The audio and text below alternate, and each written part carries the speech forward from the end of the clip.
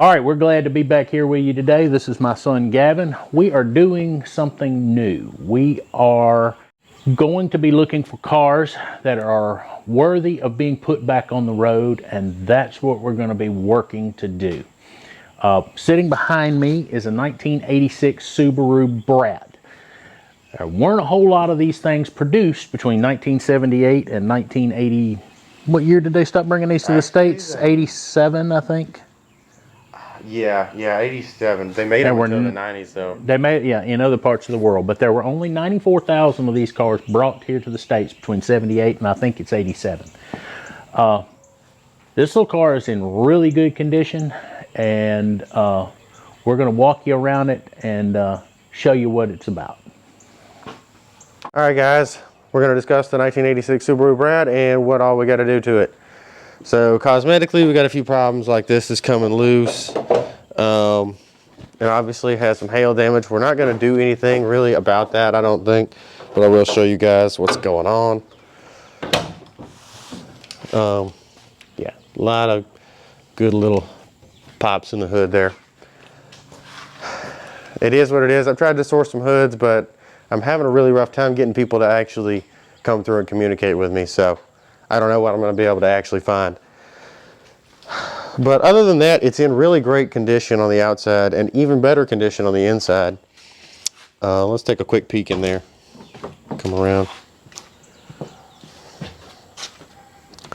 I do have a lot of stuff taken apart right now just because I'm trying to repair the center console. Someone hacked it up in an awful way. It's very sad. But show the dash. Yeah, no cracks. All the dash lights work and all the things are functional, the door switches, etc. The driver's seat is in excellent condition. I just have that towel on there, you know, to keeping us from tearing it up. Protecting it while we're working on it. Come down here while we have the door open and you can show them. This door is actually not nearly as bad. You can see it down there. May need some light. It's coming through. Yep. Somewhat. And you can look right here. This is why the door switch isn't working. It pushes right through that hole. That's why it says the door's open all the time. Oh, okay. All right, well, we can fix that. Yeah, I figured that out the other day. I think we're gonna put a whole new graphic kit on it. I do graphics for a living, so that should be no problem for me. We're gonna do new graphics here. And I think the roof needs some black on it. I'm not sure. I'll have to figure that out. The patina on this car is in a really good place. We're gonna try to lock it in, just kind of where it is. Gonna try to get some of this oxidation and stuff taken down, but we know this line here that goes down the car is not going away. It's gonna look really good, especially once we have a high gloss finish on it that get the wet look kind of going. I think it's gonna clean up really good. We're also gonna put some attention in these wheels, and we do have, we need to put some of that polish on these. We have the original, all 4 of the original hubcaps. So that's gonna look really nice. In an effort of honesty to show anybody what with us, let's go around here and show this other door. Oh yeah, an effort, yeah, to discuss the rust. Well, we can also, while we're back here, point out these. Let's just point out the rust repair points, I guess. And then this is one, this section here, and another spot right there. Yeah, not terrible. Yeah, easy to fix, really, considering the scope of repairs that is normally required on these.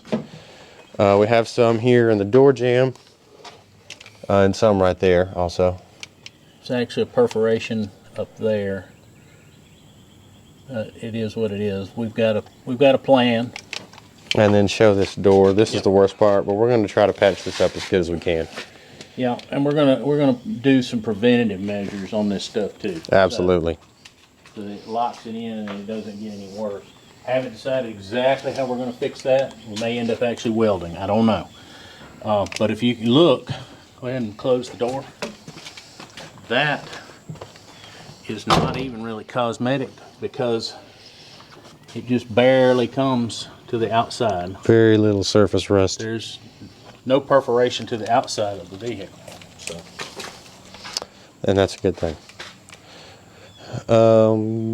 talk about the camper shell at all? Or? Yeah, it's rare. They did have them. I have personally never really seen another Brat with a camper shell. Camper shell. You could get them in 1985. They stopped having them with the seats, so I guess that's why they opted to have an option for a camper shell. All right, so there you go. There's a quick walk around of the Subi, and kind of give you an idea of what we've got ahead of us. One thing we didn't mention is I have the gas tank already at a radiator shop being soaked and repaired and getting all the crud out of it so we can get the fuel system set up on this car and make it right. Okay, just for clarity, this is future Brian and Gavin. We have already filmed some footage on this vehicle, and I will say this: when you watch that footage, we are making a going to try to make a promise to you that we will do better about getting our videography so that we can show actually what we're doing. When we shot that video, we weren't in creative mode. We were just in capture what we were doing mode, and we're in mechanic. We were just working really hard to try to get it set up and get it running. But I promise you, we will try to do a better job of our videography.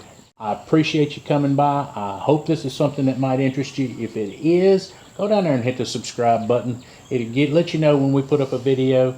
And I do a lot of other stuff on my channel. And as a matter of fact, there ought to be another video coming on the screen right now.